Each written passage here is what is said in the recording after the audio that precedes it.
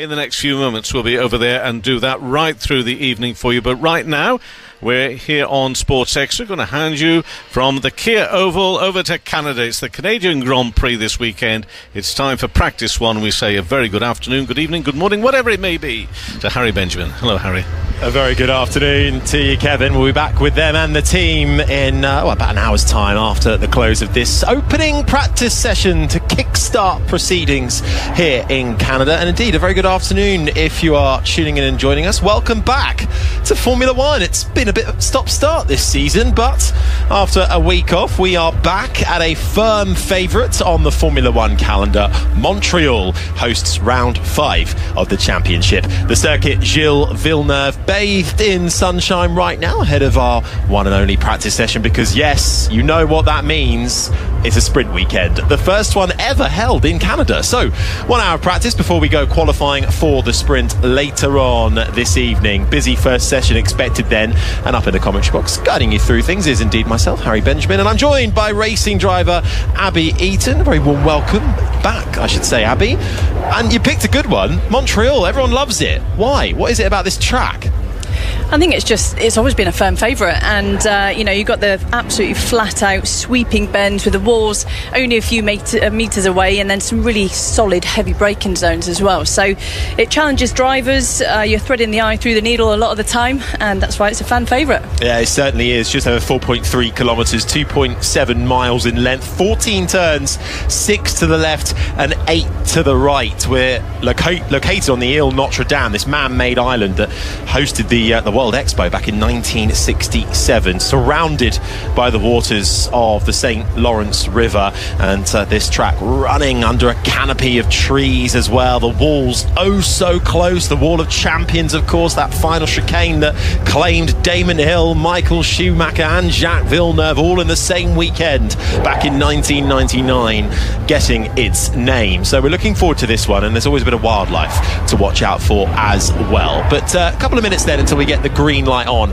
at the end of the pit lane, with 22 cars expected to head out. Let's bring you up to speed with how the standings look ahead of round 5. It is Kimi Antonelli with 100 points to his name, 20 clear of George Russell, the two Mercedes drivers at the top of the drivers' standing. Charles Leclerc sits third with 59 points, and it's Lando Norris, Lewis Hamilton round out the top 5, with Oscar Piastri in 6th ahead of Max Verstappen, Ollie Behrman and Pierre Gasly, with Liam Lawson finishing off the top 10 in the drivers. And over in the constructors, Mercedes 70 points clear at the top. They have 180 points to their name versus Ferrari, who sits second with 110. McLaren picked up a lot of points last time out in Miami, now third, with Red Bull in 4th ahead of Alpine. Haas 6th, Racing Bulls 7th, Williams 8th, Audi 9th, with Cadillac in 10th. Aston Martin bringing up the rear of the field in 11th. Cadillac and Aston Martin, the only two teams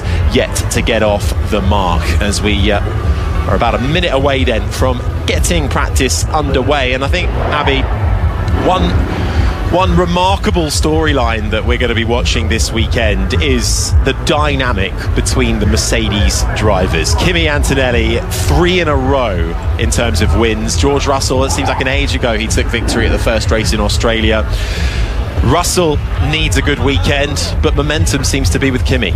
Yeah, Kimi's definitely put a marker down this year, and he seems to be keeping his cool as well. Nothing's really particularly phasing him. Obviously his starts need a little bit of work, but I think we can forgive that, the kind of experience that he has. But I think George will be coming here to try and gain momentum again. Obviously last year Mercedes were strong here, George was very strong here, so I imagine he's going to come out guns blazing to try and retain the number 1 status almost back in the team, because I think Kimi's taken that from him for the moment. Yeah, do you think we could see, I mean, we all want a good championship fight, don't we, as the green light comes on at the end of the pit lane, and we are underway with the Audi of Nico Hülkenberg leading the field down to turn 2, which is where the pit lane feeds out and through the right-hander, and then you're up over the hill towards 3 and 4, and then you are on your lap. But are we going to see a big rivalry develop, do you think? We want this back and forth big upgrade for Mercedes this weekend. Could extend their gap at the top. We'll wait and see. But if we are expecting these two to be title protagonists, we want a bit of argy-bargy, don't we? Yeah, definitely. Ultimately, that's what we all want as fans. We don't want it to be the same person winning all the time.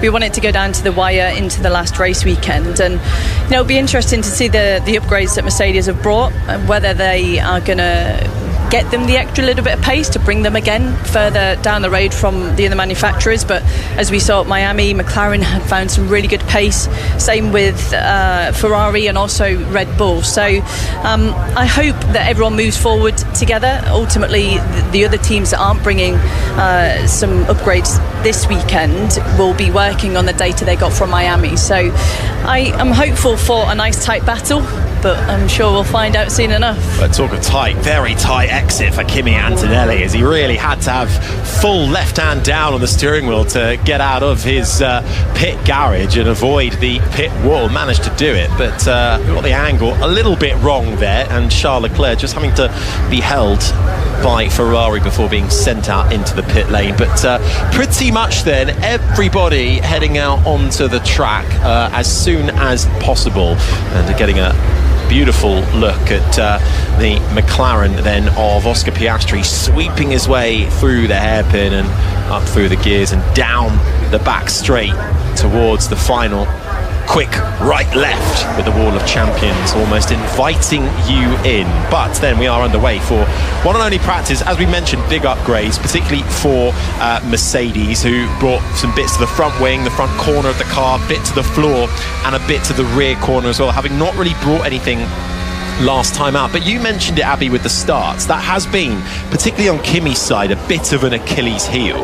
I think the stat is that they've been on pole, Mercedes drivers been on pole for every single race this year, but they have yet to lead after the opening lap.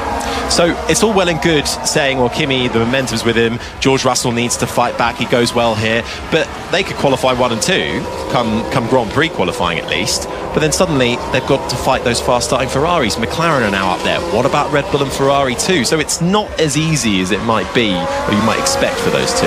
Yeah, and I think actually part of the upgrades that Mercedes have brought are to try and tackle that traction from low speed, to try and get them off the line, deal with the wheel spin, and make sure that ultimately, if they're going to qualify in the front row, which is what they'll be hoping for, that they're able to maintain that going into turn 1. And I think Canada, especially with the kind of stop-start nature of the chicanes and the lower speed corners, potentially we could see the advantages of these potential upgrades, that what they're trying to achieve.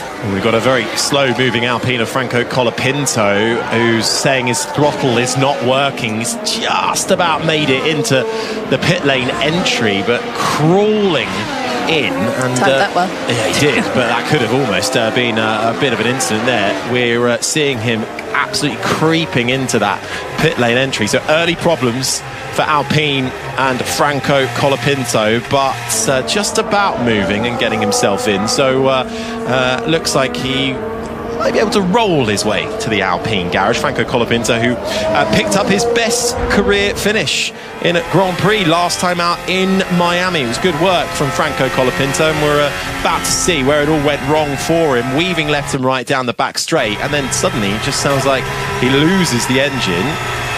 Still rolling, but right in the middle of the track, Franco. Near miss from one of the cars going there.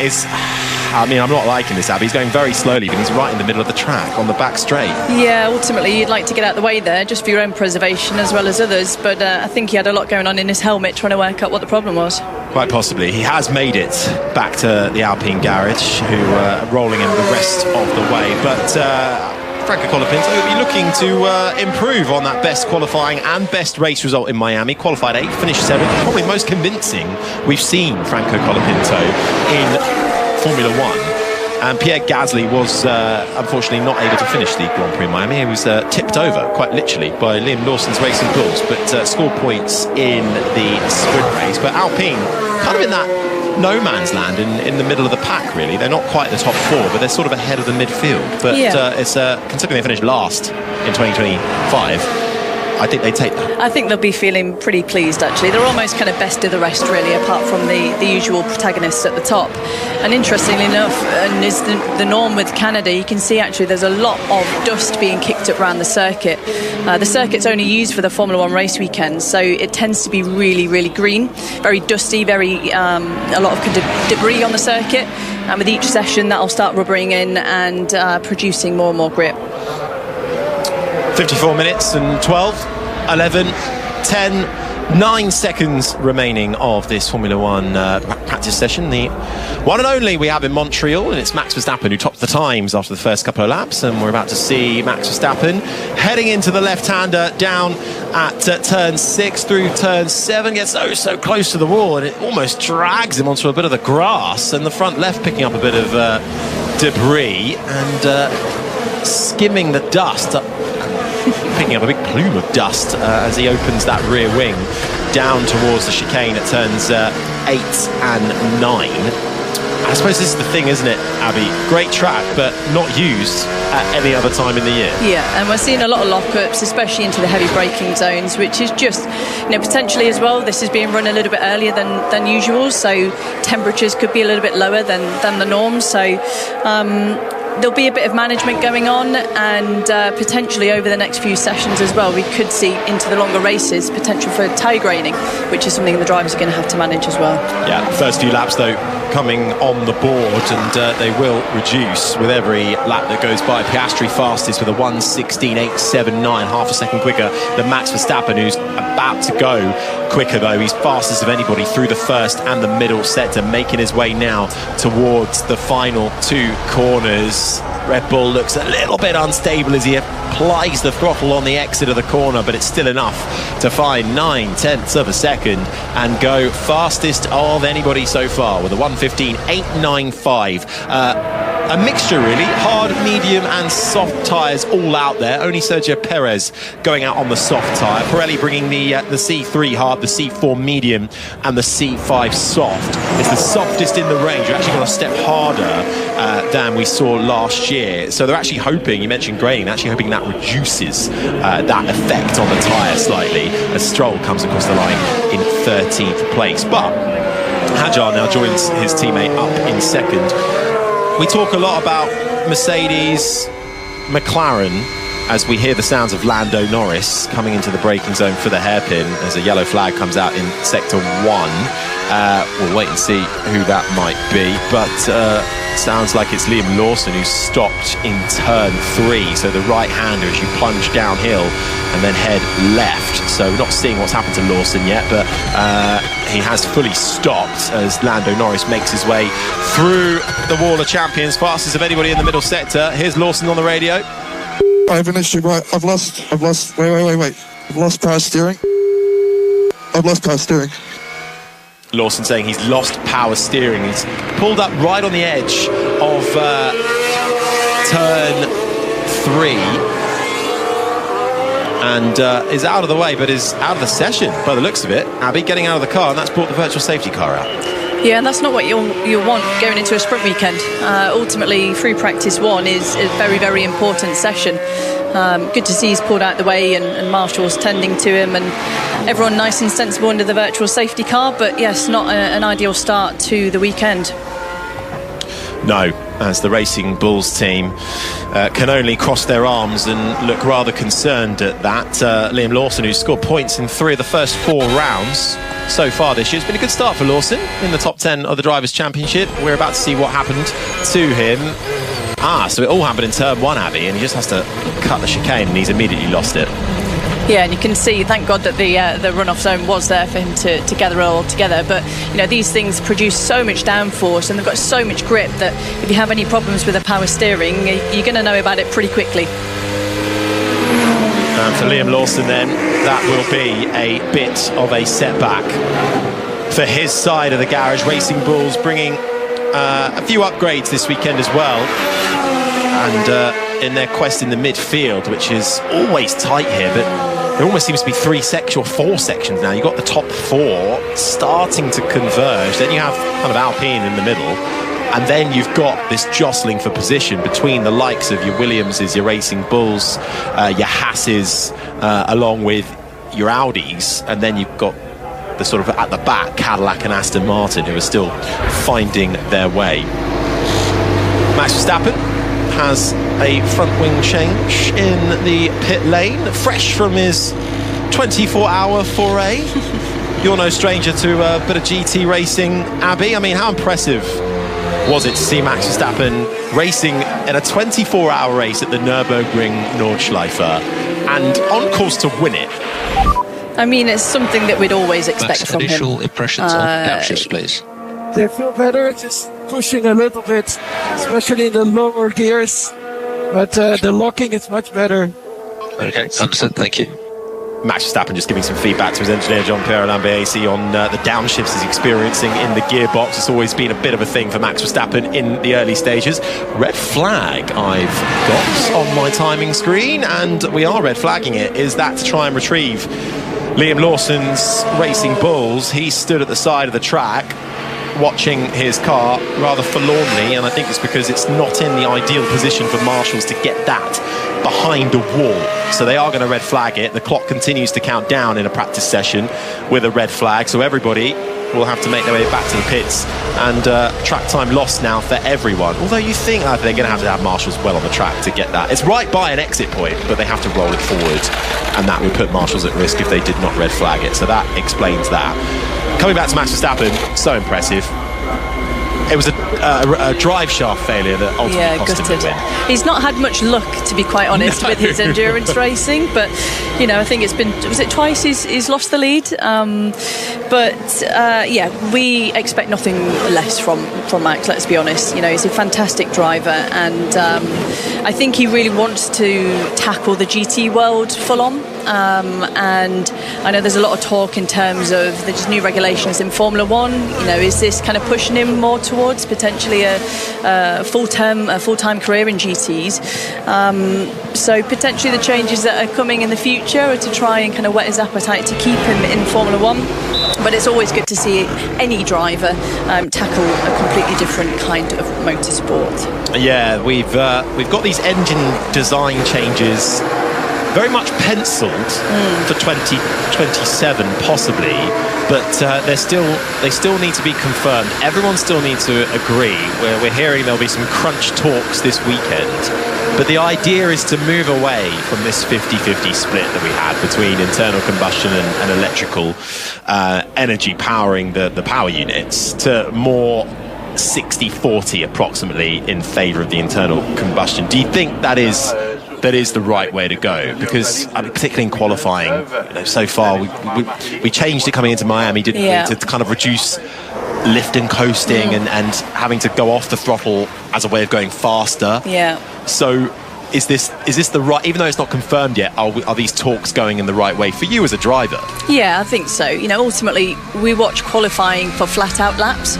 You know, we want to see them brushing the wall and taking those risks and really giving 100% on circuit. And you know, when you see your favourite driver having to lift and coast and manage the energy, it kind of spoils it a little bit. So, you know, the changes that are being discussed are good. They're going in the right direction. You know, just the same as the regulation changes that were brought in to Miami. You know, it's a little bit of a band-aid, but it certainly is heading back towards the flat-out racing that we all know and love in motorsport. Yeah, it certainly is. Right, red flag still out. Pit exit is closed as they retrieve Liam Lawson's stranded Racing Bulls car, reporting power steering issues. So clock continues to count down, 45 minutes and 35, 34, 33 seconds, and the session will resume at 12:46 local time. So in just a couple of minutes we'll be getting these cars back out onto the track. Now McLaren, let's come back to Lando Norris and Oscar Piastri. We spoke a bit on our preview show yesterday on 5 Live about the importance of upgrades. And sort of the racing on track is just as important as the race off track with developments, right? And if it's one thing McLaren know how to do well, it's upgrade packages. You look at the last couple of years and they tend to have almost an instalment plan. and they just get it right every time. They bought a bit in Miami. They're bringing another step this weekend. Are they back in this fight? Is this Mercedes' chance to extend, or is this McLaren now reigning champions going, well, I'm not so sure about Showing that? the hand a bit more, aren't they? Yeah. I think that obviously the first upgrades that were brought in Miami have helped a lot. I think Mercedes have responded to that with bringing out their upgrades this weekend. But McLaren will have learned a lot from those initial upgrades in Miami. And obviously we've had the big break from the two race weekends that were postponed. So every team's had a lot of time to think about things and actually get into the nitty-gritty of these upgrades. And, I'm more than confident that actually I think McLaren are going to turn up the dial that little bit more this weekend. The other thing, and I'm curious to get your thoughts sort of on the mindset side of a driver. It was here last year, the two McLarens collided racing. Will that be playing on either of their minds? Particularly, I suppose, Norris, because he's the one fault. Yeah, potentially. Let's see where they qualify first. If they're next to each other, then it probably will be a bit of PTSD playing in their minds. What is it about this track and McLaren's crashing into each other? Do you remember 2011 with Jenson Button and Lewis Hamilton in the longest race ever? Yes, that's all. Almost carbon copy crash. Yeah. I mean, it's just magnetising, isn't it, ultimately? And with it, the circuit being more of a street circuit, it's extremely narrow, and actually the room for error is very minimal. So the two cars tend to magnetise together pretty easy in the McLaren garage. Well, let's hope it doesn't happen again. 43 minutes and 14 seconds. We're back on track now. Green flag. No Liam Lawson his Racing Bulls car has been cleared, and it is Max Verstappen with the fastest time, a 1:15.895, 3/10 clear of his teammate Isaac Hadjar. Then it's Oscar Piastri, 9/10 adrift in third. Lawson was up to fourth on the medium tyre. Antonelli fifth. Sainz, Russell, Albon, Leclerc and Hamilton the top 10, with Bortoletto in 11th ahead of Fernando Alonso. Arvid Lindblad 13th, Stroll, Bottas and Perez the top 16. Lando Norris didn't get to complete his lap, but he was looking set to go to the top, down in 17th before the red flag. Free practice 1 will actually be extended by 4 minutes, according to the race control. I wonder if that is because we've come off the back of another sprint in Miami where we only got one practice session, which we did extend. That was an hour and a half because we've got these new regulations, or the tweaked regulations. So we're still getting to grips. And another thing actually to mention is the FIA are testing a fair few bits out. One of them is a new rear light system for the MG UK power, and when a driver might be lifting, coasting or slowing down and harvesting energy. Instead of the various iterations of red flashing light, they're going to introduce a colour coding system to differentiate between engine states. They haven't actually told us what colours mean what, but I have seen some blue flashing colours so far. So hopefully they'll let us know at some point what colours mean what. We'll have a poll. Let's do some guessing. Yes. At the end of the straight, let's see what colour it is. Exactly. We'll have to listen in and see if we can hear a bit of D rating or a bit of super. There's a yellow, there's a pink there, and a blue. Did you say? Yes, we'll go with that. And we're still keeping the red. Still means something, I think. But that's only for this FP1 session, and then they're going to revert back to normal. But this is based off of feedback from drivers. And I suppose that's the whole idea, because there is also safety to think about. We've seen that scary crash in Japan with Ollie Behrman going into the back of Franco Colapinto, and this huge differentiation of speed, which ultimately is another big factor as to why we're looking at tweaking the engine regulations. Yeah, and I think the more information drivers can have as to what the car in front in terms of energy is doing, I think it's only going to promote making the right choice at the right time.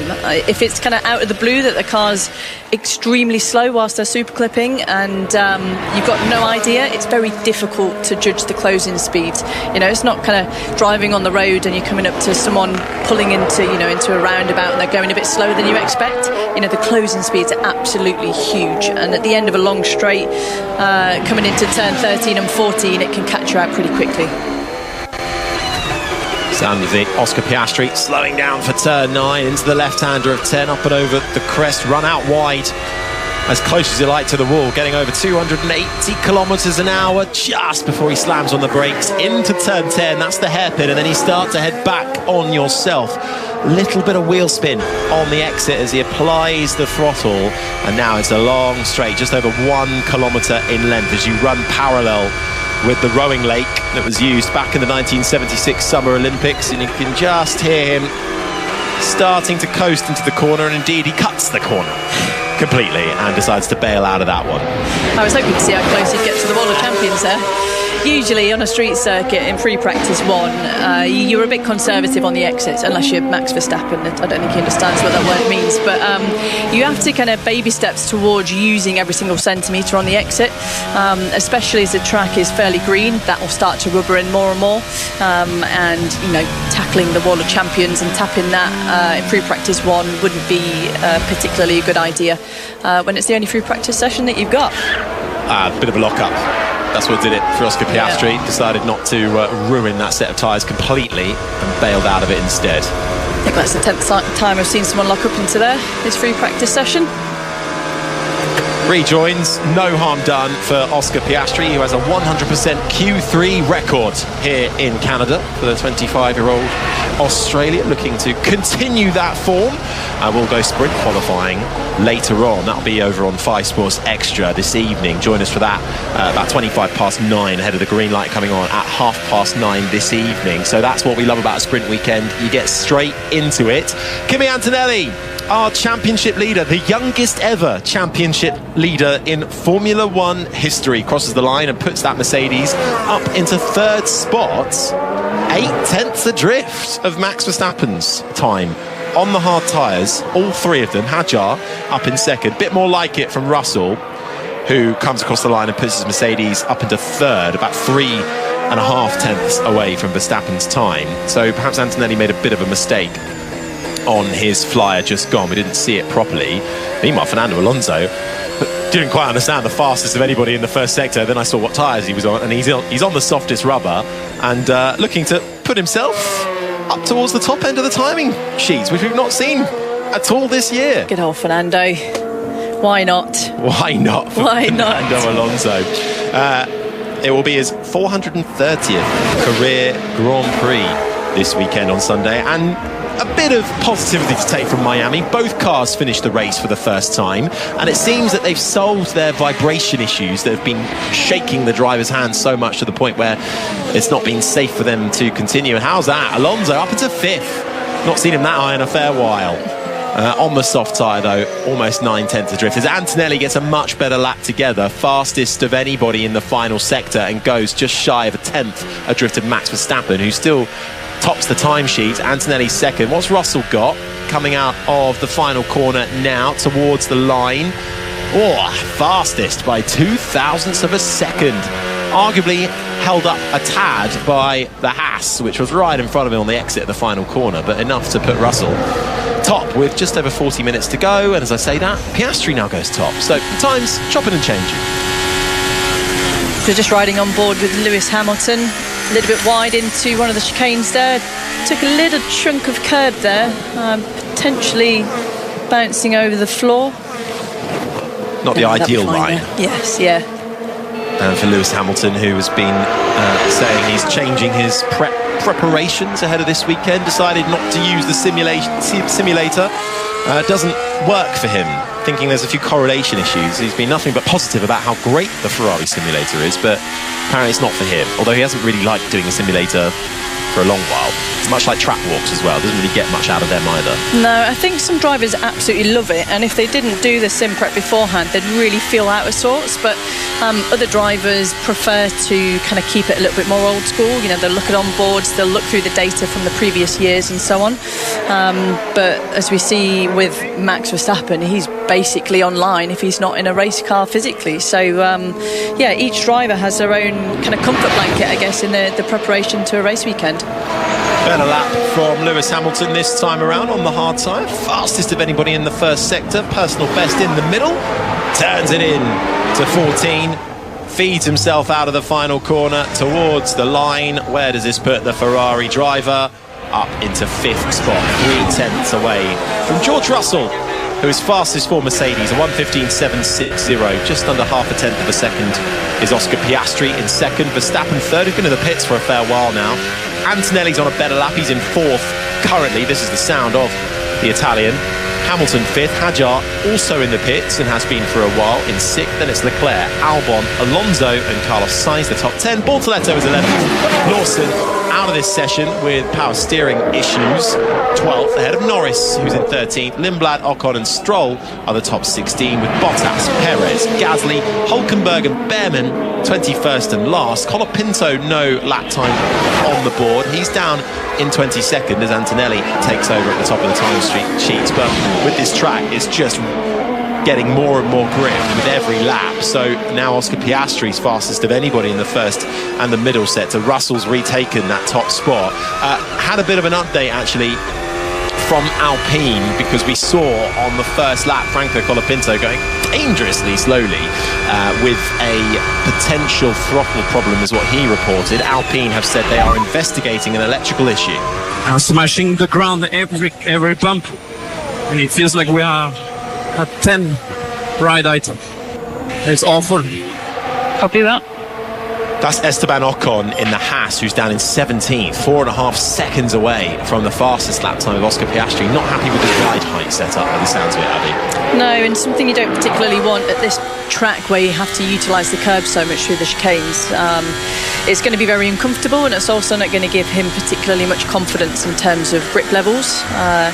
When you've got a car that's not performing well over the bumps and over the curbs, it doesn't give you confidence to take that extra little bit and take that extra bit of curb and run a little bit more speed into the corner and carry more minimum through.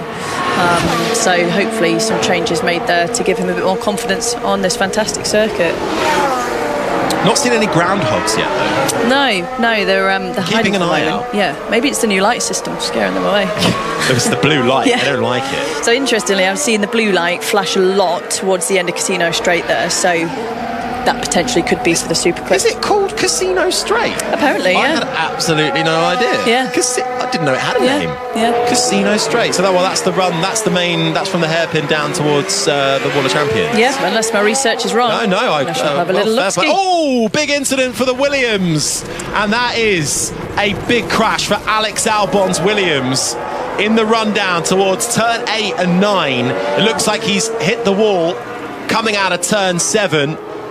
Damage to the front and the rear. Red flag immediately. And a shake of the head from James Vowles, the team principal, from the pit wall. Looks like Albon was just able to navigate what was left of his Williams towards the right-hand side of the track and pull out of the way. But that is heavy contact. Front wing gone.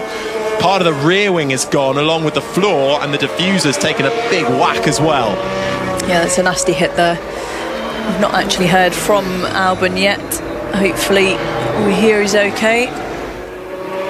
Yeah, as everyone files past, and we are seeing images of Alex Albon, and he's moving visor up as he's just removing his headrest now, and that's always a good sight to see. Driver getting out of the car under his own steam, but it's certainly taken a bit of a whack there. I'm sure we'll get a replay of what exactly happened shortly. But this 1 hour practice session, the one and only one we get for this weekend because it's a sprint, has already claimed 2 cars. Liam Lawson out with a potential power steering issue. A heavy crash for Alex Albon, and Colapinto also struggling in the Alpine with some suspected electrical issues. The medical car is there to collect Alex Albon. He's walking the opposite direction to it. I'm not sure he's actually seen it yet, but he's walking to the Marshall exit point as the doctor gets out of the Mercedes medical car and heads over to Alex now, who's spotted him and makes his way back. But not ideal then for Williams or Alex Albon. Double point finish last time around for them, 9th and 10th out in Miami, as the now sole remaining Williams of Carlos Sainz makes it back to the pits. But not what you want to see for the 2-time podium sitter, Alex Albon, who didn't finish this race last year, having qualified inside the top 10, and he's quite a way down, interestingly enough. Just looking where he's put, potentially he's rolled quite a lot further down. I wonder, you know, where we saw Max Verstappen kick up a bit of the grass and dust, I wonder if that's just caught him out a little bit longer and he's dragged it along the wall. Yeah, potentially. And then managed to get across. we'll see. A fair whack there. He's going to feel that in the morning. We're actually hearing he's hit an animal of some kind. And we're not going to be... Formula One has said that we're not going to be seeing a replay. But all that damage from an You animal. jinxed it. Did I jinx it? Yeah, you jinxed it. Was this pre or post you saying we've not seen any groundhogs yet? I think it was as I was saying it, wasn't it? Oh, that's... Well, you what a shame. don't want to hear it, but that is a bit... We're not going to see a replay then, but No. that's what we're being told by Formula One. So, in which case, you can't really put Albon at any fault for that one. Gutted. And that's not fun for anybody to see, but I'm sure Albon will be a bit shaken up by that as well. But heavy damage then caused to the Williams car, and they'll hope to get that fixed in time. The next time we'll see him, it will be sprint qualifying. Clock counting down continuously, by the way. It's 33 minutes and 19, 18, 17, 16 seconds remain. Red flag still out. And for Williams, who did have some upgrades this weekend to the front corner, the front suspension, and to the exhaust tailpipe, having had double points in Miami as a result of an upgrade in Miami as well, might find themselves a bit on the back foot coming into this weekend, one where they will dearly hope to continue their streak of scoring points. At the moment, Williams down in 8th in the Constructors' Championship. They're 9 points behind Racing Bulls for 7th place, so wanting to score more points than they have done so far, having had a remarkable year last year where they finished 5th in the Constructors' Championship. Do you think there'll be pressure mounting on Williams and James Vowles as this continues? Yeah, definitely. I think all of us, once we heard that James was going to Williams, we all were expecting pretty great things, hoping for pretty great things, and listening to him talk and how he likes to operate and run things, he's not going to be happy with where things are for the moment. So they're all going to be all guns blazing to try and get themselves back up to where Williams usually have been, especially after last year with their fantastic results. I expect there's more to come. Obviously a bit of a hiccup here in terms of running time with free practice 1 and having the gap and then into 2 sprint weekends. Actually, there's not been a lot of time in terms of free practice sessions to gain information on potential upgrades that they've brought. Alex Albon's back in the pit lane and just been given a bit of a reassurance from the doctor, Dr. Ian Roberts, the medical doctor for Formula One, as he now makes his way back into the garage to be greeted by his physio. And it's sort of smiles, but unfortunate at the same time, as they realise how much track time they've lost and how much damage the mechanics now have to repair in the gap. They won't get the car back either until the close of the session, which was already extended by 4 minutes. Because it does feel, I said it right at the top, and I've spoken to a few friends, some other fans of Formula One, who haven't really been able to keep a track of what's gone on this season because it's been so stop-start. We had those first 3 races of the year, which it seemed, okay, Formula One's back. Then, obviously, we had to lose the Middle Eastern races in Bahrain and Saudi, so we had nearly a month off. Back in Miami, but then we had another week off. Yeah. And now we're in Canada. Then we're going to have a week off next week. So it's not going to be until Monaco in, June, that I feel like we're actually going to start building some momentum with we're this all kind season. of looking at our watch and tapping our fingers, waiting for the next one. We're usually well into the thick of it at this time of year, but it's kind of promoted all of these upgrades and everything that the teams are bringing. It's all very condensed. So obviously last round out we had big upgrades. This round we've got a load of big upgrades from Mercedes and more from McLaren. So it has condensed things a lot from that point of view. So it'll be interesting to see once we do get a little bit more track time underway, a few more laps under everyone's belt, what these new upgrades potentially bring, and whether Mercedes can get that gap back or whether the whole pack closes up on the back of them again. Yeah, pre-red flag, it was Oscar Piastri fastest by 0.4 of a second with a 1:14.963. Hamilton behind in the Ferrari, a 1:15.4. Russell, Antonelli, Verstappen, the top 5. Hadjar 6th, ahead of Leclerc. Norris, Albon was up in 9th. before his crash, and Sainz just behind him, rounding out the top 10. Alonso, who stuck the soft tyre on, was 11th ahead of Arvid Lindblad. Bortoleto, Lawson, who's out of this one as well with a potential power steering issue, had to pull to the side of the track, down in 14th ahead of Stroll and Bottas, the top 16, with Ocon, Perez, Behrman, Gasly and Hulkenberg, 21 drivers who've all set a lap time. Colapinto with those early issues, suspected electrical issues that the team are investigating down at Alpine, hasn't been able to get a lap time on the board, which will be a bit of a setback for him. So setbacks up and down the field, because whilst 3 drivers have been directly affected with either incidents or electrical issues, everybody else has had to come into the pits and lose valuable track time, where majority have brought upgrades to try and further expand the data to have on those. They're not going to get it, but in a way, I kind of like that. Puts everyone on the back foot. Sprint quali is going to be interesting, I think. We're not going to be able to call it. No, not at all. And I think there's probably going to be some drivers taking some bigger risks during the sprint quali, just to try and ensure that they're finding the time to beat their rivals. But 28 minutes remaining, and no sign of lifting yet. They've not given us a restart time yet. So I'll tell you what, why don't we use this time to talk about some of those teams a little further down the field. It'd be good to get your thoughts, Abby, on how the new team on the block, Cadillac, what you've made of them so far, and Sergio Perez and Valtteri Bottas. Miami was a home race for them. Perez was in quite actually a nice battle with Fernando Alonso in his Aston Martin. Another North American race this weekend for them, so not quite fully home for them, but they'll take it either way, I think. What have you made of Cadillac? I think in terms of performance, they're kind of where they're probably going to have been. Obviously, new team on the block. There's a lot to learn, and even with the new regulations, just getting your head around the world of F1 in its current state. There's a lot going on. Yes, they've got 2 extremely experienced drivers on board, and that's what brings us the fantastic battles like we saw with Perez and Alonso. But I think they're going to be making steps in the right direction. Hopefully we see them and Aston Martin, to be quite honest, getting further up into the mix shortly. Yeah, one of the things that could help Aston Martin out is this Aduo thing. The additional development upgrade opportunities, which essentially is a bit of a catch-up mechanism that the FIA have introduced, because I think they were all a bit scarred from 2014, where we had the last big engine change. We went to hybrid, and you had, it was Honda again, wasn't it, who were so far behind.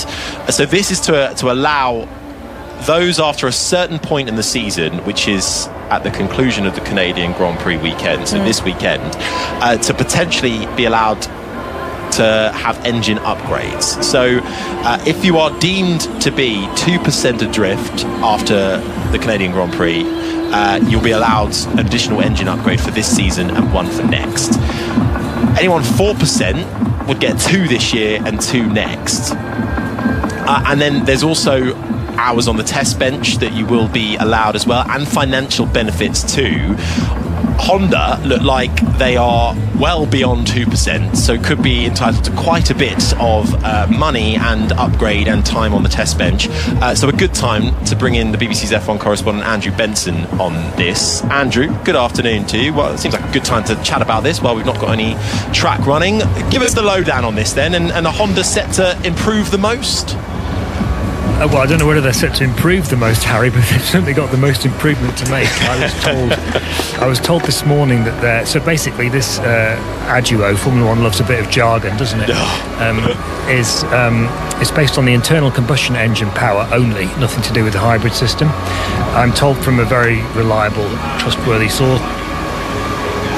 Oh, we've lost you, Andrew, I'm afraid. Just as he was about to give us the source, it's like he purposely cut his mic out. The suspense. We'll try and get him back, but there is certainly a lot of chat. And actually, one of the things I want to ask Andrew is sort of how this affects the talk about, if we make this split to sort of 60% internal combustion, 40% electric for next year or the year after. How does that affect if Honda is allowed 1 upgrade this year and 1 upgrade next year? How does that affect the upgrade systems, and are all the teams in favour of that? Andrew, have we got you back?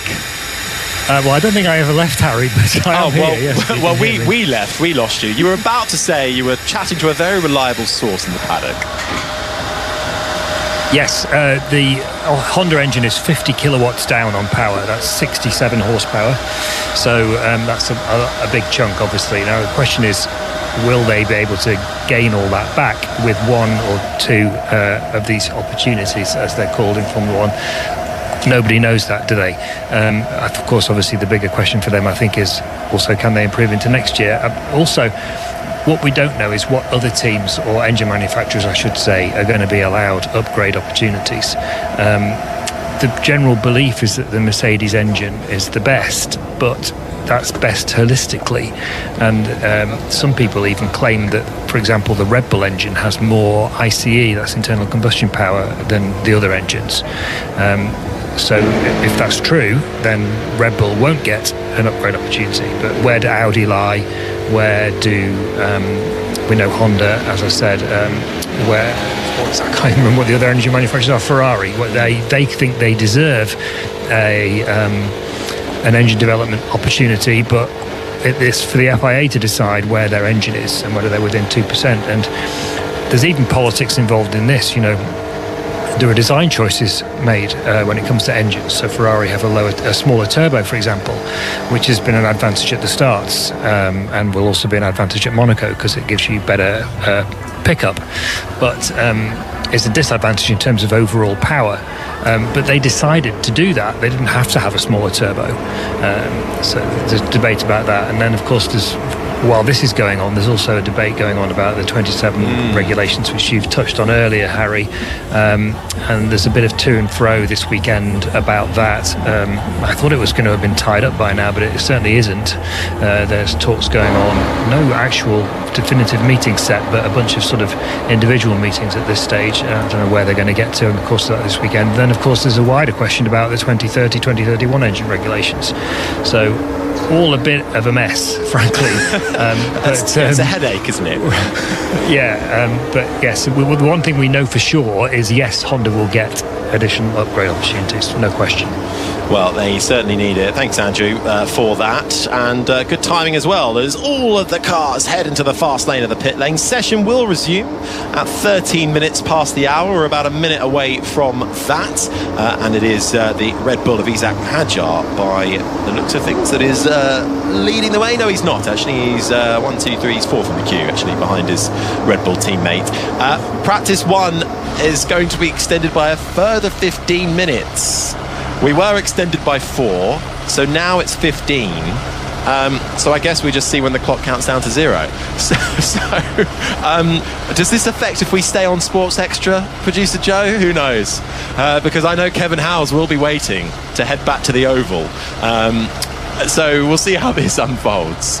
And we'll keep you up track. And the clock has now updated. So 36 minutes and 20, 19, 18, 17 seconds to go in this free practice 1 sessions. And unfortunately, just to confirm about Alex Albon, he did come around turn 7 and couldn't avoid hitting a groundhog, which was the reason for the lengthy red flag and for the heavy damage done to his Williams car, and he will take no further part in this session as we get the green light on, and we are back underway as we head out into this circuit Gilles Villeneuve. Beautiful conditions, sunshine, air temperature just shy of 17 degrees, track temperature now just edging over 40 degrees, and back out on track, Oscar Piastri, Lando Norris, actually his McLaren teammate, out on track. Piastri has stayed in the pits and is just making his way in the traffic jam that is the fast lane now. So for Lando Norris, who scored his first podium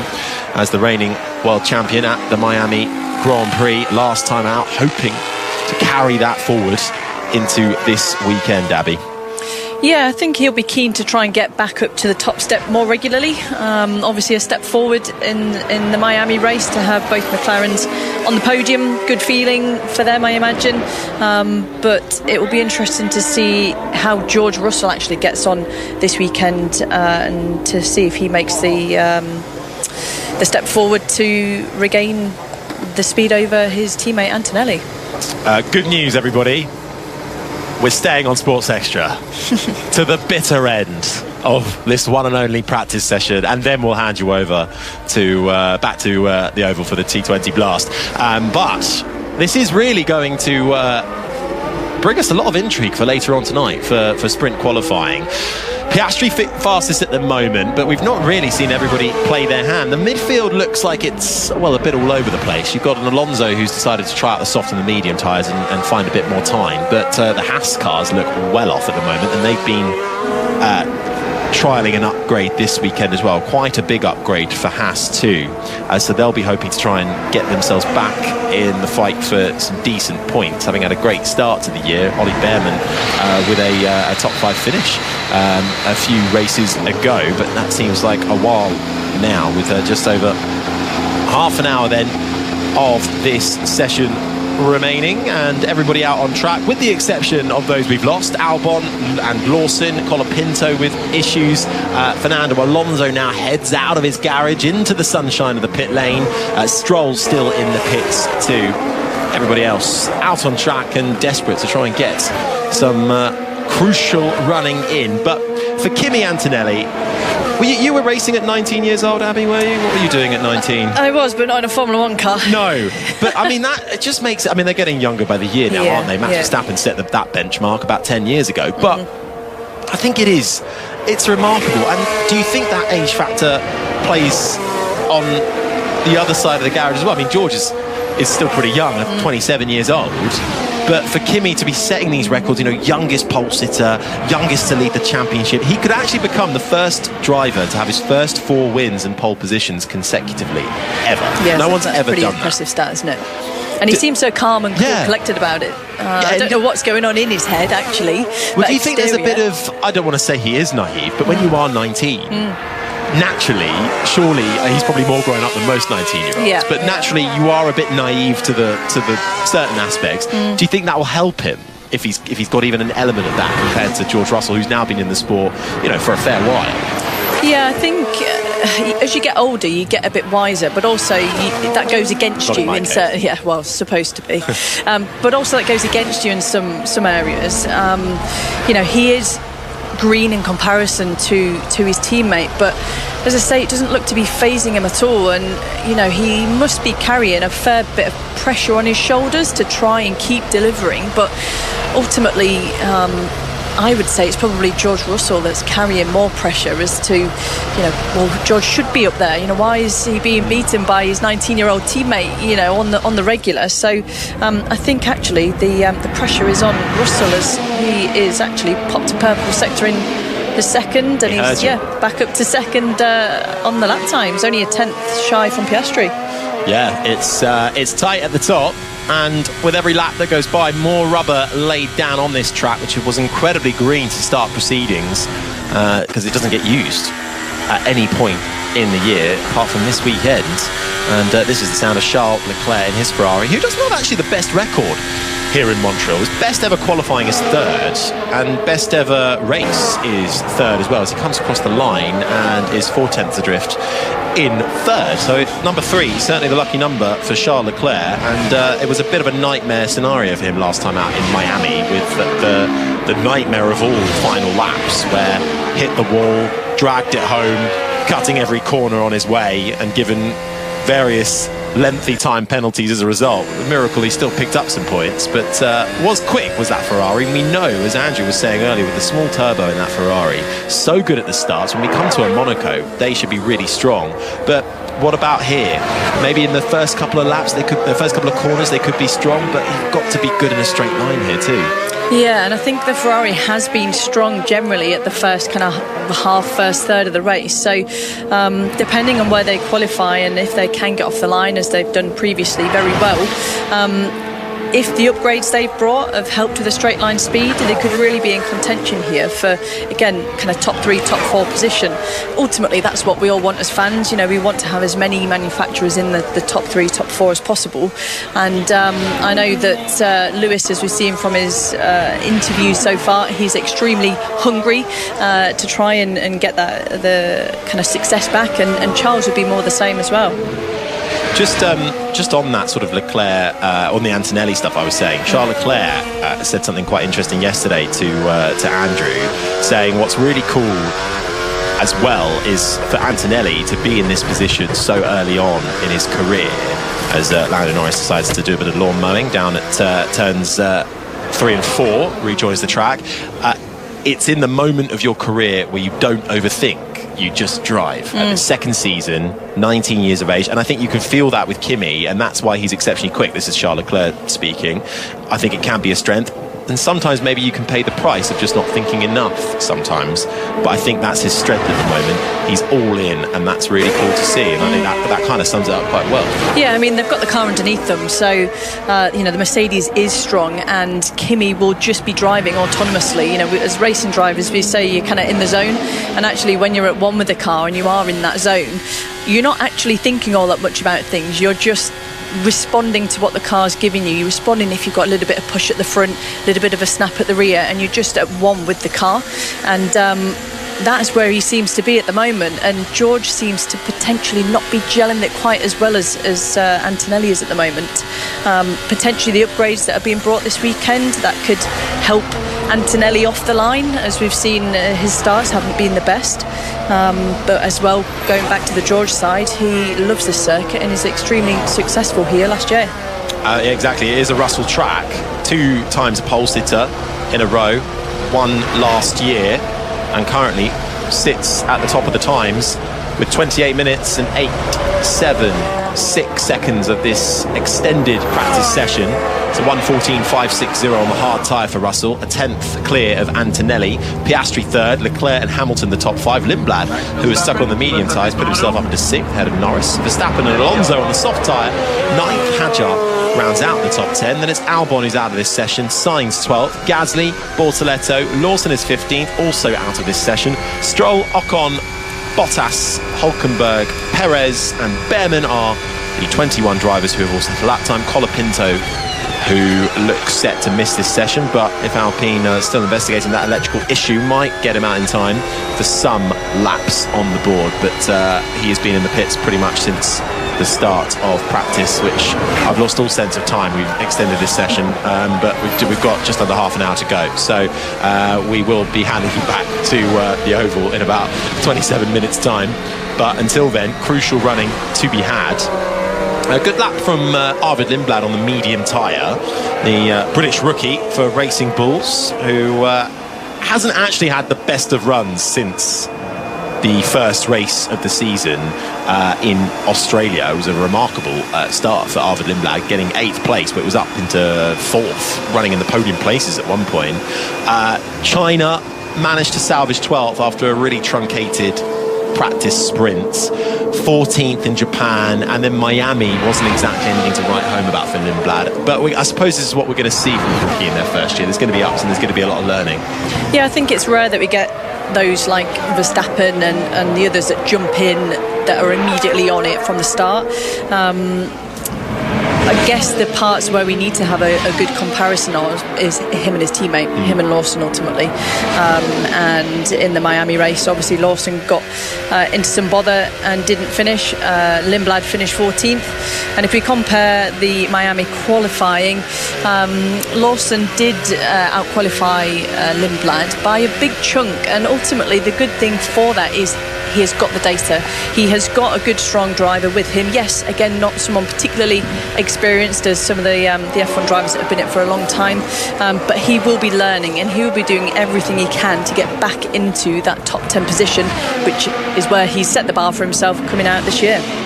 Yeah, it's a really interesting dynamic at the Red Bull teams, Red Bull and Racing Bulls, because Lawson, having had that Red Bull drive for 2 races, dropped back, but has actually been performing relatively well this year.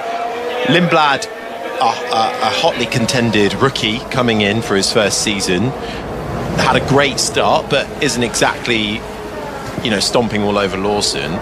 And then you've got Isaac Hadjar, who had a really rough Miami race and a bit of a rookie incident at the chicane, which saw him out of the Grand Prix, but has looked close to Max Verstappen in the first couple of races. But now that Verstappen and Red Bull have found an upgrade, found their groove, we might start seeing what the real gap is between Verstappen and Hadjar.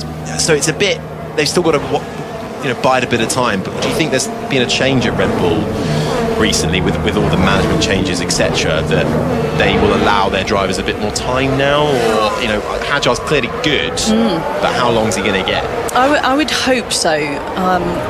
Yes, it's kind of a cutthroat world is motorsport, and especially F1. Time is money, and if your car's not performing up at the top where it needs to be, and your driver's not performing where they need to be, then ultimately Red Bull are ruthless with their driver selection. But I think it's a real shame that these drivers have been working towards F1. They've spent millions and millions of pounds and a lot of time and effort to try and get to that pinnacle of motorsport, and to have it taken away from potentially your idle team in 2 races is something quite difficult to kind of process. But actually I think Lawson's dealt with it very well. I think that there definitely has been a bit of a shake-up at Red Bull, and potentially now with the certain little upgrades that they've been bringing, is it going to go more where for him from Verstappen now? You're getting these good stops a lot good stops. It's really upsetting me. It's like the diff opens.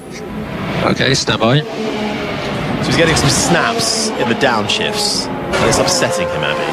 I'd be upset too if I had snaps in the downshifts. What's that feeling like? It's instability in the car. So, especially at a circuit like this where you've got the long straights into a heavy braking zone, you're snatching down the gears. You want the car to be performing as you expect it to. And if the car's chattering around and jumping about underneath you, ultimately, if you don't get your entry right to the corner, that's the corner gone. You can try and make it up with a mid-corner speed and try and plant that throttle as early as possible on the exit, but if you're having a bit of a moment on the entry, you're never going to be able to plant it on the exit. We might be about to hear some of that instability.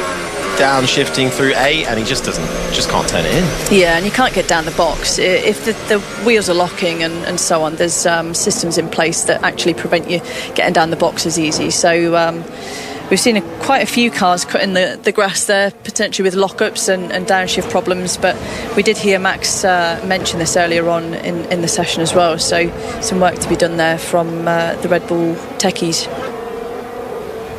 Lando Norris getting another look at him cutting the grass as well, down at turn 3 and 4, just carrying a little bit too much speed up over the hill, and it dips downhill towards the right. Actually a little bit of a lock-up on that front right, which didn't help his cause, and then has to bail out of it immediately.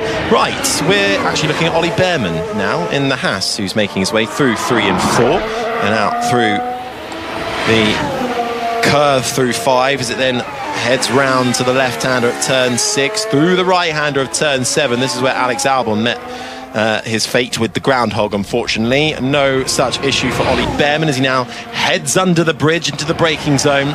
Quite a bumpy braking zone into the right-hander of 8. Flick it to the left, head slightly uphill and over the crest. Carry as much speed as you can as you're now heading towards the hairpin, 180 degrees to your right in a amphitheatre style seating arrangement for the fans in the grandstands. Apply the throttle on the exit, and now you're heading just over a kilometre down the back straight, running adjacent to the rowing lake.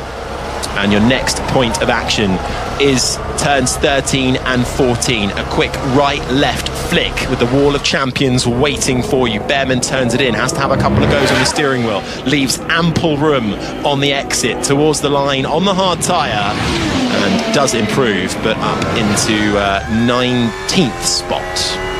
Are you confirming Abby's pointing to Wikipedia? It is Casino Straight. That means it's as true.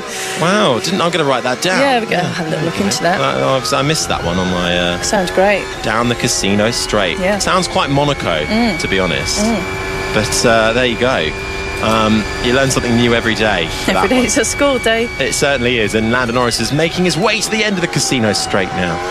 Into the final 2 corners. He'll get a little bit of a tow from the Ferrari of Lewis Hamilton, which then begins a lap. Norris losing time, but some race simulations being run right now. Of course, with the one and only practice session, you have to get everything in. And the FIA allowing an extension in the time, so we should have actually been wrapped up or coming up to wrapping up by now. but we're going to carry on for another 19 minutes and 49, 48 and 47 seconds to the joy of the fans who've come to the circuit Gilles Villeneuve and get a good look at these Formula One cars raring round this 4.3 kilometre track. What's Lewis Hamilton got up to? This is the sound of him locking up into the final two corners and taking to the escape road. Yeah, again, I think the lockups will get less and less actually as the track does start to rubber into there. It's such a heavy braking zone at the end of that long straight that you can see the dust as he's running wide. That will be on the track until these cars with all of the downforce suck it up and chuck it off the edge of the circuit. 19 minutes just over that remaining. Kimi Antonelli fastest with a 1:14.392 on the hard tyre, half a tenth clear of his teammate George Russell. The two Mercedes out in front by about half a second to the two McLarens. Oscar Piastri third, Lando Norris fourth. And it's 2 by 2 by 2 with the two Ferraris, Hamilton and Leclerc, making up the top six. Arvid Lindblad looking good, having stuck on the medium tyre. He's just been pushed back into his garage down at Racing Bulls. Verstappen eighth. Alonso running out of sequence, out of tyre on the soft. Up in ninth, Hadjar rounds out the top 10. Ocon getting things together in the Haas in 11th. A lot of rumours doing the round about Esteban Ocon having a bit of a fallout with his team principal Aya Komatsu and potentially being dropped mid-season. They have come out fighting this weekend, absolutely rubbishing that, and very much going in on a piece of poor journalism. Aya Komatsu really quite irate that I think through various mistranslations and that being reported again and again, Ocon on the brink of losing his seat. That is not the case, but there is pressure on Esteban Ocon, I think, in general, because he is out of contract at the end of this year and Behrman has been beaten. Yeah, and I think there's no one that knows that more than himself. Racing drivers are our own worst critic. Even if you go out and win the race, we'd always pick the faults. We wouldn't celebrate our wins. So he will be feeling the pressure, and you can see when Ocon works, he's very methodical about things, and sometimes actually he's quite emotional about things. He cares about it. He really does want to be quick. So I've no doubt he'll be leaving no stone unturned to try and find that speed over his teammate again. But Behrman is mightily impressive. Yeah, Ocon down 3-1 in the qualifying head-to-heads and 3-1 in the race heads-to-heads so far this year against his teammate, and average qualifying gap between the two. Ocon's off by just under a tenth and a half, so it's tight between them, but Behrman has certainly had the more standout results so far. Behrman's actually inside the top 10. He's sitting 8th at the moment, having had a great start to the year. Well, basically a great Australian and a great China. 7th in Australia, 8th in the Chinese sprint, followed up by that top 5 finish in China, whereas Esteban Ocon has only got 1 point to his name for 10th in Japan at the moment. So that will weigh on you. Yes, Kimi Antonelli leads the Drivers' Championship from George Russell by 20 points. They are sitting 1 and 2 in the timings right now. But as you say, we've been red flagged a couple of times. Liam Lawson stopped out on track. Alex Albon coming together with a groundhog, unfortunately, on the exit of turn 7 in his Williams, which caused rather a lot of damage to the Williams car. Albon out of this session, and as a result, this one and only practice running has been extended. We've got about just under 16 minutes to go. It's a sprint weekend, so our next session will be qualifying for the sprint race.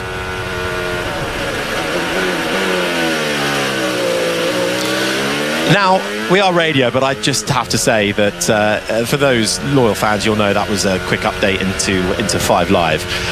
When I had to say about the groundhog, producer Joe literally just put his head in his hands. I've got to give the update. I've got to deliver the facts. And we now know that commentators' curse applies to groundhogs as well. That is unfortunate. That's actually going on to my groundhog list, because I've made a bit of a list of those who have had fairly large incidents around this track. You go back to Anthony Davidson in 2007. He had a bit of a hefty coming together with a groundhog. Romain Grosjean in 2018, 2 in 2022, courtesy of Nicholas Latifi and Carlos Sainz. And now, I'm afraid, Albon has to go on the list in 2026. One other animal I've got, a pigeon. I can't believe you've got little groundhogs. Who do you think came together with a pigeon? Or who avoided a pigeon, perhaps, is the better way of saying I that. don't know. Can you Go remember on. any guesses? Enlighten me. 2019, Sebastian Vettel. And made quite a song and a dance about it, how he avoided the pigeon and Lewis Hamilton didn't. And it's quite an entertaining interview that I think Lee McKenzie did back in 2019. Worth searching out for that interview with the four-time champ. Anyway, Albon's on the list and just under 15 minutes left to run. Soft tyres have gone on for George Russell and Kimi Antonelli, who is coming out of turn 4 and the back end sliding, absolutely flooring it. And he's a 10th up in the first sector, carves his way round turn 7. Straight line mode activated, where the rear and the front wing open and then shut under braking. Turns it up through turn 8, slings it through the left-hander of turn 9. Next stop for him will be the hairpin. We're in qualifying simulation running. It's looking pretty good to me. This is where the drivers will start taking those extra risks. They'll start getting centimetres close to those exit walls and exit curbs. And purple in the first sector for Antonelli, green in sector 2. And we'll see how he completes the lap as to where he slots in, potentially in front or behind his teammate. Out through the final corner, turn 14, to the line for Kimi Antonelli. Second at the moment, finds 0.4 of a second, a 1:13.402 for the 19-year-old Italian. It's a big margin there. Yeah. Oh, that's Charles Leclerc, who's also stuck on the soft tyre now. So last 30 minutes of free practice, and we're getting the qualifying simulations in. And Charles Leclerc up through the gears, round through turn 7 as well. Personal best in that first sector, not quite matching Kimi Antonelli's fastest first sector. George Russell fastest in the middle sector, but still, yeah, just shy of 4.5 tenths adrift from his teammate is George Russell in second. And at the middle sector, Leclerc about half a second down on Antonelli. Bit of wheel spin there on the exit of the hairpin. And actually, I wonder whether in the races we're going to be seeing the drivers using boost mode out of that hairpin there to cover people from doing a beautiful lunge into 13 and 14. Yeah. They get it stopped. How is he going to brush the wall? Whoa, mightily close on the exit there for Leclerc. To the line for Leclerc. Losing time in the final. He loves a 3. Sector. Third. He goes third though, yeah, but he's 9 tenths back. You won't be happy seeing that. No. Ooh, Oscar Piastri. Again, a little bit of wheel spin coming out of the hairpin. Kicks up a bit of foliage, some of the leaves that fall off the trees that overhang this track, and very much got that front right wing covered in Floviz paint. And it's a big lock up for Oscar Piastri as soon as he touches the brakes, coming into the final corners, and has to bail out of it. Fastest of anybody in the middle sector, but the lap falls away for the Australian. You see on board with George Russell, potentially lining up to have another run. Another crack at the whip to try and find another 4 tenths to match his teammate Antonelli. So we're on board with Piastri. See this lock-up, yeah, early on. And actually, it looks like he was potentially left wheel on the white line there. So some debris on the track could have caught him out.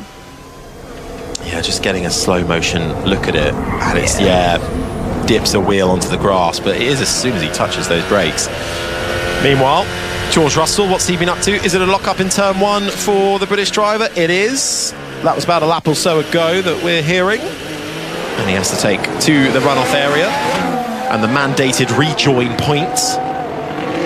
The race director's notes that come out ahead of each weekend give us an indication of exactly if a driver is not able to make a corner, exactly where they need to go. And if they deviate from that, there could be a penalty coming their way. It's mainly for a safety reason. So frustrating sometimes.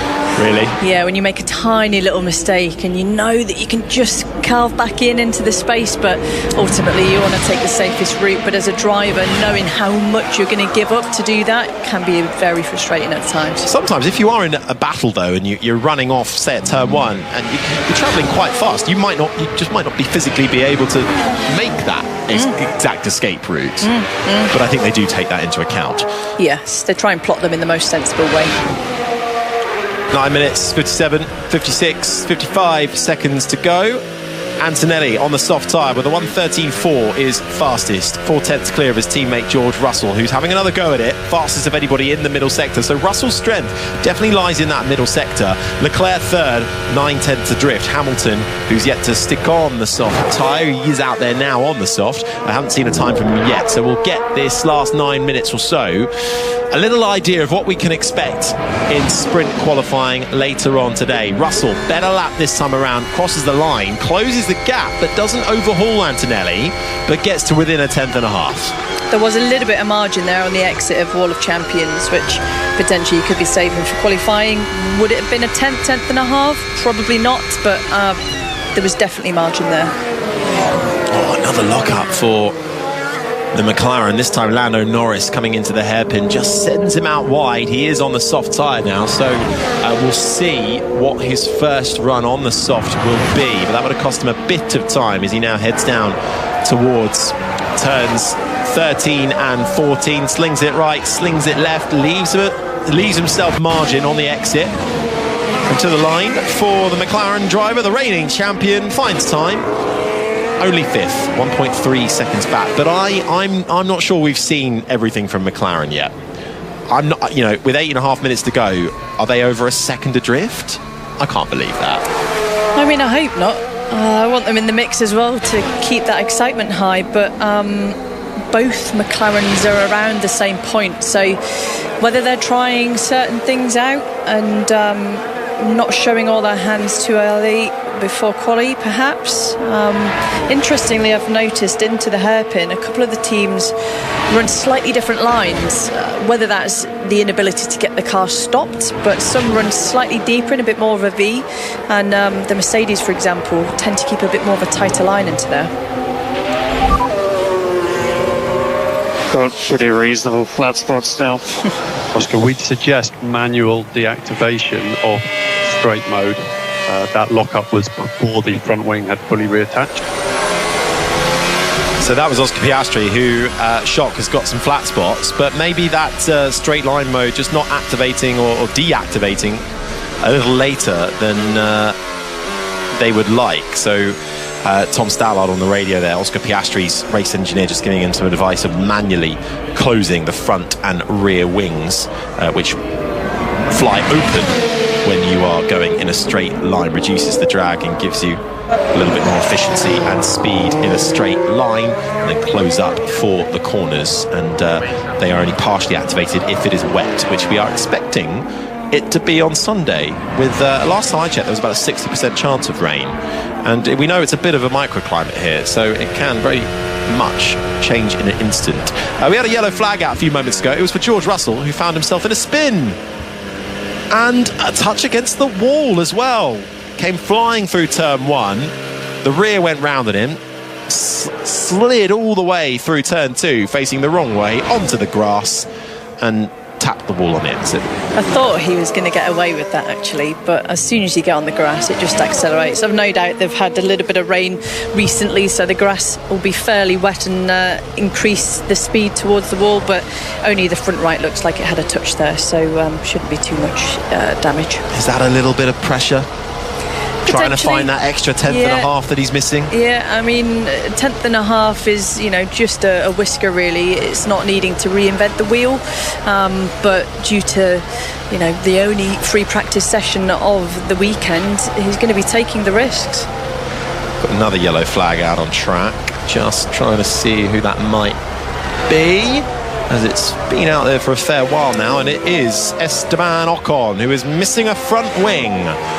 So he's had a coming together with the wall. He's making his way through turn 7 now, and that is a red flag, another one, and it's left quite a bit of debris on track, has it, for Esteban Ocon, who has lost that coming out of turn 3 and 4. So how on earth has he done that? He must have lost the rear and slid into the wall. We haven't seen a replay of it yet, but he's still going round, just minus the front wing on the Haas. Yeah, it'd be interesting to see the replay as to whether it came early and he's had a bit of a to me to you a bit further down, but that's got him pretty hard at the front there, on the front crash structure. Let's have a look at the onboard. Down through the right-hander of 3, into the left, gets on the curb, and that sends him round and into the wall. And it is sort of perfect 360, gets it going again, just without the front wing this time. I think it was just a serrated edge of the curb there, because actually he was pretty straight when he was putting the power down, so, you know, a bit of lack of traction over the serrated edge, and that's all it's taken.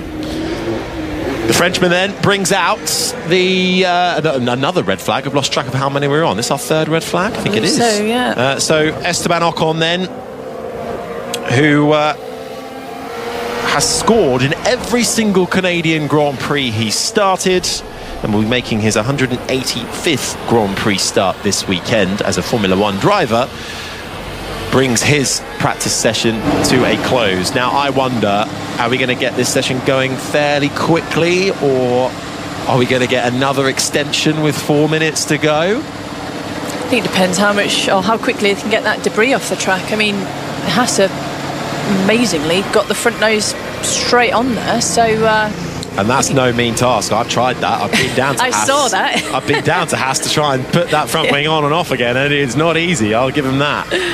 No career change in the future I don't think so. They can do it in literal seconds. I think I did it in minutes, which you must felt be able like to hours. stand across the full thing though.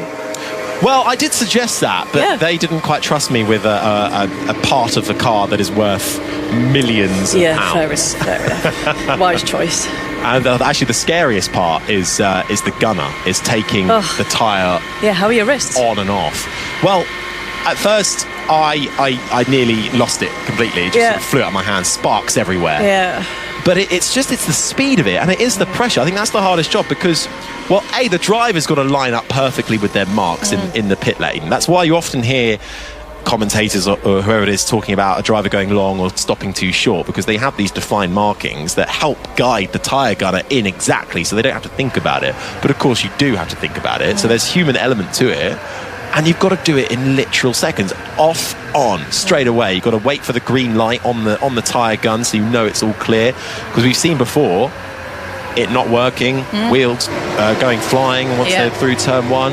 It's a really tough job, and I know everyone appreciates that, but honestly it's not until you've had a go that you quite, I think, realise how talented some of these people are in the pit crew. And that's with no pressure either. Yeah. You know, these guys and girls have been, you know, it's their 1, 2, 3 sometimes job of the race, the most important part. And, you know, it's really easy when we sit at home to go, the stop, you know, what a long stop that is. But actually to deal with the pressure of lining up, getting it on, and when it comes to have an issue, trying to rectify and solve that issue quickly as well.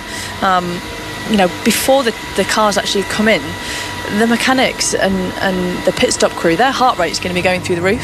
So I know that they do a lot of training with their pit crew to make sure that they're all super fit and super ready for these tests when it gets thrown their way. Yeah, exactly. As we are going to get the session resumed imminently in about 30 seconds time, with a minute and a half on the board. Of course, they'll want to get back out there to do some practice starts as well before we shut up shop before sprint qualifying. But that's the other thing, you know, they've got the car coming to them at racing speed, well, at pit lane speed, so 80 kilometres an hour. I had four guys and girls pushing the car towards me, so yeah, pressure was slightly different, but still, for the 20-odd pit crew who are in charge of every single pit stop, the pressure, the make or break that can be in a race, and to do it now, within 2 seconds. You know, we talk about how anything 3+ is a slow pit stop now, isn't it? That's absurd. And ultimately, this is where, you know, a lot of people watch Formula One and they just think, well, it's just the driver. But actually, it's a massive, massive team sport. And, you know, the drivers can't win a race without a good pit crew behind them. And how important it is to trust the team you've got around you. You know, if you're coming into the pit box thinking, oh, you know, matey on the front right, he messed up before, you know, that comes into your head. And the same with the drivers. If they keep missing their mark every time, then the pit crew are going to be worried about that, and they're going to feel tense, and it's not going to be in that autonomous mode that we discussed earlier on with Kimi Antonelli when they're driving. You know, it goes the same way for the mechanics. They want to be doing things by feel and not thinking about it. They certainly do. And they'll be doing plenty of pit stop practice throughout the weekend as the clock chimes down to 0 on quite a chaotic practice session. It's been busy. It certainly has been. And busy for some, not so busy for others, who will busy be very now much for others, probably. Well, yes, as the repair job begins on the Williams of Alex Albon, the Racing Bulls of Liam Lawson, the Alpine of Franco Colapinto. Actually, Haas were pretty quick to change that front wing for Esteban Ocon, so he's back out there straight away. But that was a bizarre incident, and I tend to agree with you. That didn't look entirely like it was driver error. No, I think they'll be looking into that, because actually the wheel was pretty straight there, and even on the serrated edge of the curbs, you know, these things are built to withstand that. But that's the only thing really we could put forward to be the culprit. Clock down to 0 then, and it is Kimi Antonelli who leads the way, a 1:13.402, a 10th clear of George Russell. The Mercedes leading the way then, ahead of the Ferraris, the nearest one, Lewis Hamilton, a track he loves well. 7-time champion, 7-time Canadian Grand Prix winner, tied with Michael Schumacher for the most victories around this circuit, Gilles Villeneuve. Could he spring a surprise this weekend? He's ahead of his teammate Charles Leclerc. Max Verstappen ended that session in 5th, ahead of the 2 McLarens. Not quite seen what we thought we'd see from the McLarens so far, but there may be more to come from Lando Norris in 6th and Oscar Piastri in 7th. Good session for Arvid Lindblad, who finished up in 8th, ahead of Nico Hülkenberg in the Audi, who snuck into 9th. Fernando Alonso running the soft tyre and the medium tyre, managed to get that Aston Martin. I'm going to say that's the first time we've seen an Aston Martin finish a session this year in the top 10. A good step forward, and actually, even though they've not got the big upgrades that the other teams have, the fact that they seem to have solved the vibration issue, I think that's a massive step forward. And if it's the same here, they can start focusing on other things to bring the speed back. Certainly looking into potential engine upgrades moving forward. Well, Alonso 10th, outside of the top 10. Bortoletto, Hadjar, Ocon, Albon and Sainz the top 15, with Gasly, Stroll, Lawson, Behrman, Bottas and Perez the 21 drivers to set a lap time, with Colapinto suspected electrical issues on that Alpine, 22nd with no time on the board. Right, I think we all need a bit of a breather after that, but it is first blood to Kimi Antonelli and Mercedes. We will be back for our next session on 5 Sports Extra 3, and that will be qualifying for the sprint. Do join us for that this evening. We'll be on air from 9:25 ahead of the green light on at 9:30. But good news, we've run over time, but he's waiting for us from Montreal. We'll head back to the Oval, and Kevin House. You wouldn't get much of a breather if you were here. Friday night at the Oval, it is pretty special, and we've seen already